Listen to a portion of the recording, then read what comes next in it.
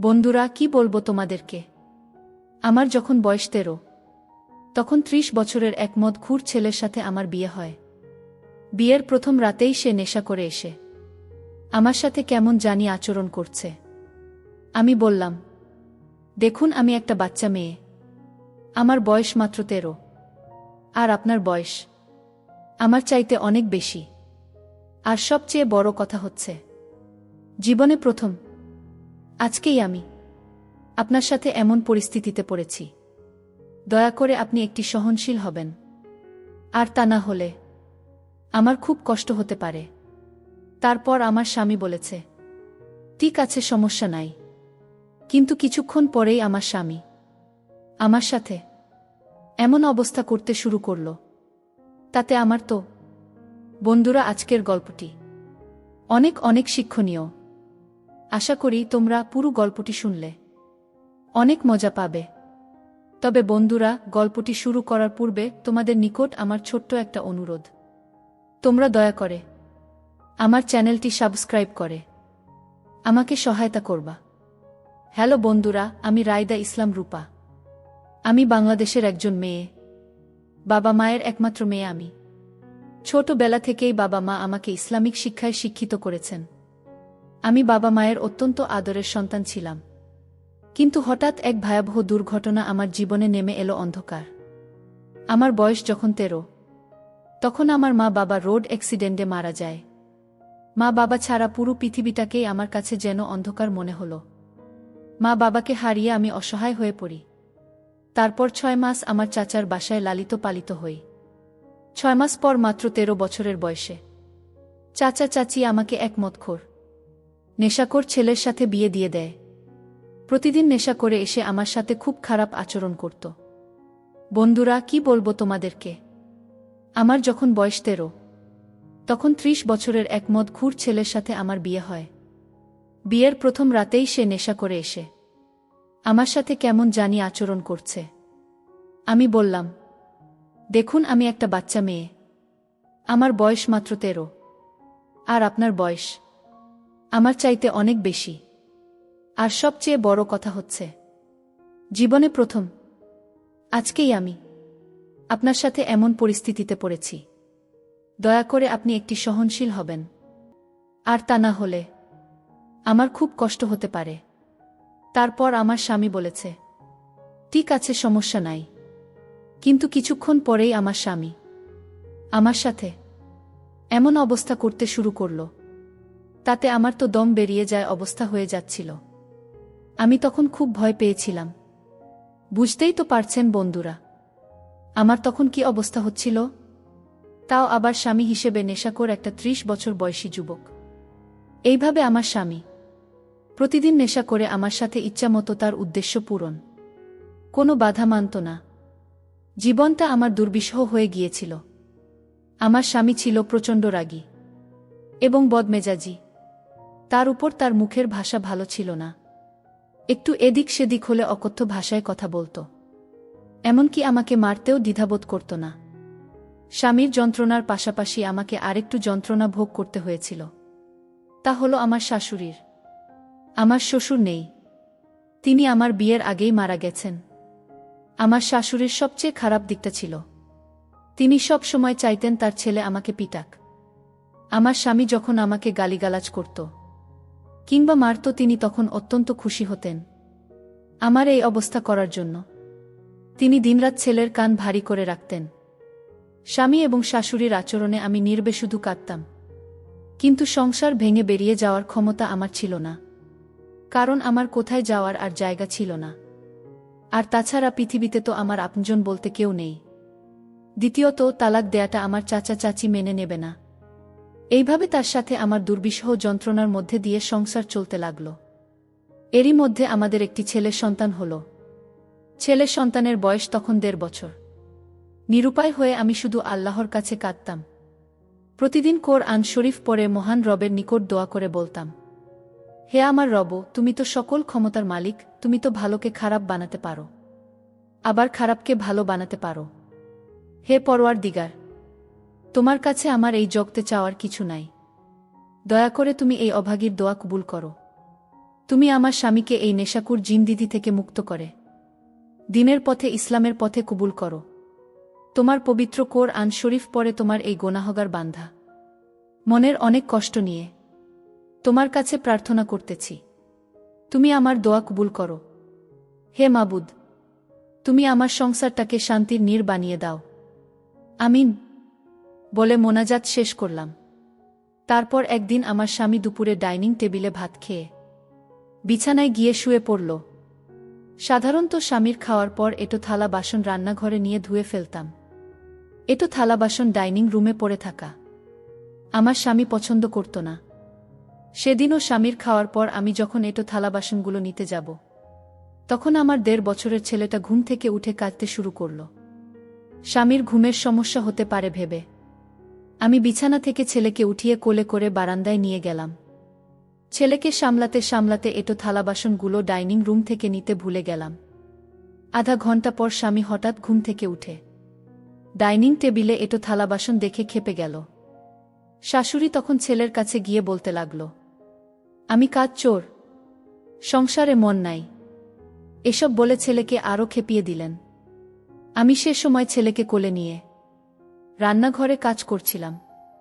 শাশুড়ি আচমকা রান্নাঘরে এসে কুৎসিত ভঙ্গিতে আমাকে বললেন, আজকে তোর খবর আছে। আমি ঘাবড়ে গেলাম। শাশুড়ি কেন এমন কথা বললেন বুঝতে পারলাম না। তিনি আমার ঘাবড়ানো চেহারার দিকে তাকিয়ে বললেন, এটো থালা বাসন না ধুয়ে ডাইনিং টেবিলে ফেলে রেখেছিস। আমার ছেলে ঘুম থেকে উঠে সেটা দেখেছে। আজকে তোর খবর আছে। আমি বাবুকে নিয়ে ভয়ে তৎক্ষণাৎ দৌড়ে ঘর থেকে বেরিয়ে গেলাম এবং উঠানে দাঁড়িয়ে থাকলাম। এই ভয়ে আমি ঘরে ঢুকতে পারছিলাম না। এটা শাশুড়ি তাড়িয়ে তাড়িয়ে দেখছিলেন। খানিকক্ষণ পর তিনি ছেলের রুমে আবার ঢুকলেন, ছেলেকে আরও উস্কে দেওয়ার জন্য। কিন্তু এবার রুমে ঢুকে তিনি চমকে উঠলেন। তিনি দেখলেন তার ছেলে এটো থালা বাসনগুলো রান্নাঘরে ধুচ্ছে। এই দৃশ্য দেখার জন্য তিনি মোটেও প্রস্তুত ছিলেন না। মায়ের হতভম্ব চেহারার দিকে তাকিয়ে ছেলে বলল, মা, আমার বউ আমার বাবুটাকে নিয়ে কত কষ্ট রাখে। পুরুষ সংসারের কাজ একা একা করে, বেচারি একা কত দিক সামলাবে।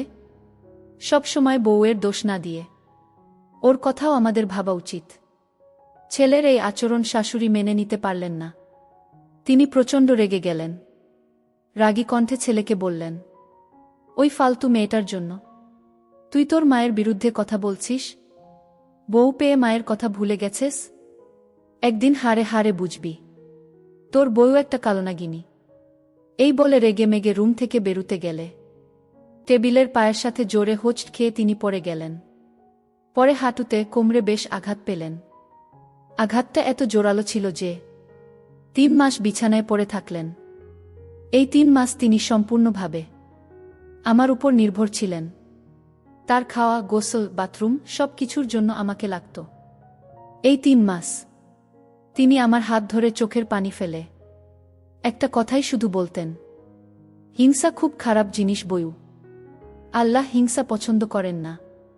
আমি তোমাকে সব সময় হিংসা করতাম, তোমার সাথে খারাপ আচরণ করতাম, তোমার ভালো সহ্য করতে পারতাম না। ছেলের হাতে তোমাকে মার খাওয়ানোর জন্য ছেলেকে ফুসলাতাম। আল্লাহ এজন্য আমার উপর নারাজ হয়েছেন, আমাকে তাই শাস্তি দিয়েছেন। তুমি আমাকে মাফ করো দিয়ে বউমা। মাস 3 পর শাশুড়ি যখন অনেকখানি সুস্থ হয়েছেন, তখন একদিন কাজের খুঁত ধরে স্বামী আমার উপর খেপে গিয়ে গালি গালাজ করতে লাগল।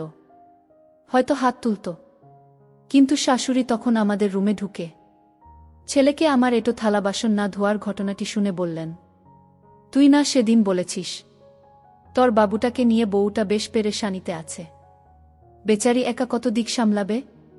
সব সময় বউয়ের দোষ না দিয়ে ওর কথাও আমাদের ভাবা উচিত। তোর তো এখন আরও ভাবা উচিত। এখন শুধু বাবুকে নয়, আমাকেও তাকে সামলাতে হচ্ছে। মেয়েটা যদি জান পরাণ সেবা না করত, তাহলে 1 বছরেও বিছানা থেকে উঠতে পারতাম কি না সন্দেহ ছিল। মরেও যেতে পারতাম। আমি যে এখনো বেঁচে আছি, এজন্য এই মেয়েটার কাছে ঋণী। আমি তাই যতদিন বেঁচে থাকব, ততদিন বউমার উপর হাত তোলা দূরের কথা, ওর সাথে কাউকে চোখ রাঙিয়ে কথা পর্যন্ত বলতে দেব না। মায়ের কাছ থেকে এমন কথা আমার স্বামী কখনো আশা করেনি। সে প্রবল রেগে গিয়ে বলল, সব বউয়েই ঘরের কাজ করে, বাচ্চা গাচ্চা লালন পালন করে, শ্বশুর শাশুড়ি স্বামীর সেবা করে, এসব নতুন কিছু না। বউকে এত আশকারা দেয়ার কিছু নাই মা। আমার ঘরে এসব আশকারা সহ্য করব না। সাফ কথা আমি বলে দিলাম। এই বলে প্রচণ্ড আমার স্বামী রাগ নিয়ে রুম থেকে বেরুতে গেলে টেবিলের পায়ের সাথে জোরে হোঁচট খেয়ে পড়ে গেল, ঠিক আমার শাশুড়ির মতো। পরে হাঁটুতে আর কোমরে বেশ আঘাত পেল। আঘাতটা এত জোরালো ছিল যে সে উঠে দাঁড়াতে পারছিল না। আমি দৌড়ে গিয়ে স্বামীকে তুলতে গেলে শাশুড়ি মা আমাকে ধমক দিয়ে বললেন, বেয়াদবটাকে তোলার দরকার নাই, বেয়াদবটা ওখানেই পড়ে থাকুক, শাস্তির দরকার আছে ওর। স্বামী কিছু বলতে পারল না, শুধু ব্যথায় কেমন জানি করছে। আমি কিছুক্ষণ দাঁড়িয়ে থেকে স্বামীকে আবার তুলতে গেলাম। সে আমার কাঁধে ভর দিয়ে উঠে দাঁড়াল, তারপর নত মাথায় হাত জোর করে একবার মায়ের দিকে ফিরল, আরেকবার আমার দিকে ফিরল। এরপর আমাকে ধরে খুঁড়িয়ে খুঁড়িয়ে বিছানায় এসে শুয়ে পড়ল। কেন জানি আমার কাছে মনে হলো সে হাঁটুতে প্রচণ্ড ব্যথা পেয়েছে, তার ব্যথা কোনোভাবেই কমছে না। তারপর আমি তাকে ডাক্তারের কাছে নিয়ে গেলাম। ডাক্তার পরীক্ষা করে বলল, আপনার স্বামীর পায়ের হাড় একেবারেই ভেঙে গেছে এবং কোমরে ব্যথা পাওয়ার জন্য তার দুটি কিডনি নষ্ট হয়ে গেছে, আর হাড়ে এক প্রকার ইনফেকশন হয়েছে, যার কারণে অপারেশন করাতে হবে। যদি ভাগ্য ভালো থাকে তাহলে ভালো হতেও পারে, আর যদি ইনফেকশন হয়ে যায় তাহলে পাটা কেটে ফেলে দিতে হবে। ডাক্তারের মুখে এই কথা শুনে আমার মাথায় যেন আকাশ ভেঙে পড়ল। কি করি বুঝে উঠতে পারছি না। এদিকে আমার স্বামী আমার দিকে ফেল ফেল করে চেয়ে রইল। তার চাহনি দেখে আমার মনে হচ্ছিল যে না, তার মতো অসহায় আর কেউ নাই। আর এদিকে আমার শাশুড়ি মা অজর ধারায় কাঁদতে লাগল। এবার ডাক্তার তাকে অপারেশন করতে নিয়ে যাবে। আর এদিকে মহান রবের নিকট রাত্রে পবিত্র তাহাজ্জুদের নামাজ পড়ে আমি কান্নায় ভেঙে পড়ে দোয়া করতে লাগলাম, হে পরওয়ারদিগার, আসমান জমিনে যা কিছু আছে সবচাইতে শক্তিমান শক্তিধর ক্ষমতাবান তুমি। মানুষকে রোগী বানানোর ক্ষমতা তোমার হাতে, আবার সুস্থ রাখার ক্ষমতাও তোমার হাতে। মাত্র 13 বছরের বয়সে বাবা মা হারালাম। এখন যদি আমি আমার স্বামীকেও হারিয়ে ফেলি তাহলে দুনিয়াটা আমার বিভীষিকাময় হয়ে যাবে। রাব্বুল আলামিন, তুমি আমার স্বামীকে সুস্থ করে দাও। ডাক্তার বলল, আপনার স্বামীর দুটো কিডনি নষ্ট হয়ে গেছে। আপনার স্বামীকে বাঁচাতে হলে জরুরি ভিত্তিতে একটি কিডনি লাগবে, তা না হলে আমরা অপারেশন করতে পারব না। আমি বললাম, ডাক্তার সাহেব, আপনি আমার কিডনি নিয়ে হলেও আমার স্বামীর অপারেশন করেন। তারপর ডাক্তার আমার কিডনি পরীক্ষা করে দেখল আমার স্বামীর কিডনি আর আমার কিডনি ম্যাচ হয়ে গেছে।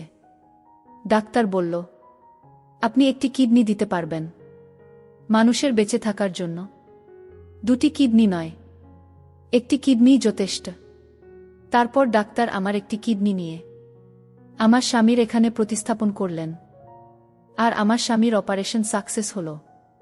আর আমার শাশুড়ি এই সব দৃশ্য দেখে অজর দ্বারায় হাউ মাউ করে কেঁদে উঠলেন আর বললেন, বয়ুমা, আমরা তোমার প্রতি অনেক অন্যায় করেছি, জুলুম করেছি।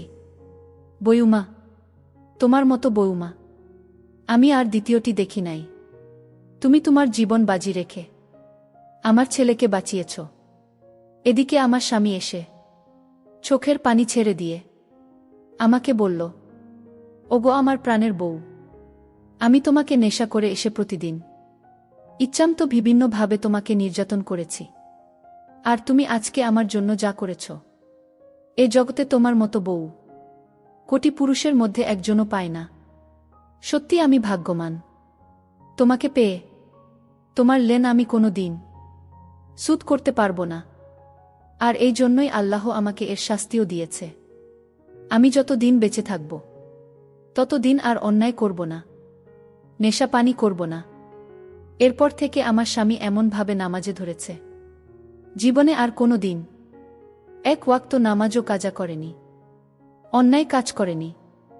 এখন আমি আমার স্বামী সন্তানকে নিয়ে বেশ সুখে আছি।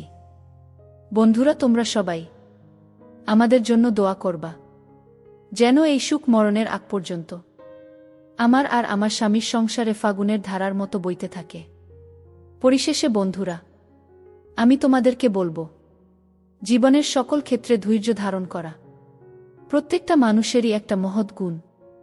আর এই গুণটা থাকলে কোনো না কোনো সময়, জীবনের একটা সময়ে অবশ্যই আপনার জীবনে শান্তির দ্রুত দ্বারা বইতে থাকবে, যেমনটা হয়েছিল আমার জীবনে। বন্ধুরা, আজকে এই পর্যন্তই। ভিডিওটি যদি তোমাদের ভালো লাগে তাহলে একটি লাইক দাও। আর তোমরা যদি এইরকম ধরনের ইন্টারেস্টিং ভিডিও পেতে চাও তাহলে দয়া করে আমার চ্যানেলটি সাবস্ক্রাইব করে আমাকে সাপোর্ট করবা। পরিশেষে তোমাদের সকলের সুস্বাস্থ্য কামনা করি। ভিডিওটি দেখার জন্য তোমাদের সকলকে অসংখ্য ধন্যবাদ।